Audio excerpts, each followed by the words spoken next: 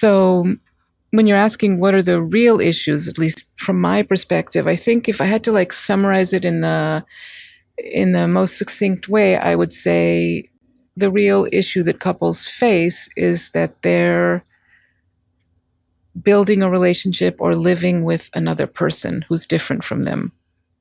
And that is really hard. It's very exciting. It's a source of growth. It's a source of desire. It's a source of lots of good things, but it's also incredibly difficult and annoying. Whether it's like the small habits of another person or the deepest core of who they are and their values and their politics.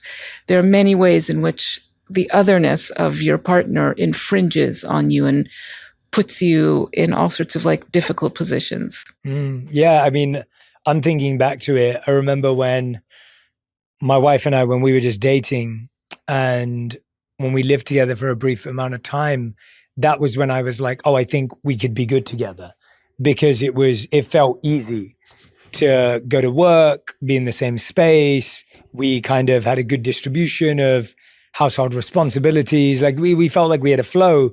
It's really interesting to me because when I look earlier in my dating life and when I speak to so many people myself, sometimes you can be such good partners when you're boyfriend and girlfriend or whatever your makeup may be. But then when you move in together, you're not as good roommates. Yeah. And it feels like that transition is where so much of this is discovered. Yes, that is probably the first round in which things are discovered, like the living together. And you can think of it as compatibility. Some people just have similar habits, or, you know, they like the dishwasher loaded a particular way similarly, and it makes it easy. But if you go kind of deeper under, I think part of it is, how do you respond to otherness? How do you respond to someone who's different from you in the smallest way and in the biggest way?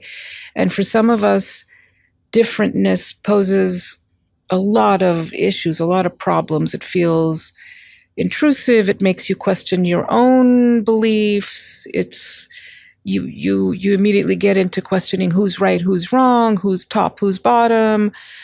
Otherness can trigger a lot of stuff, whatever the otherness is. And for some people, it's more easygoing.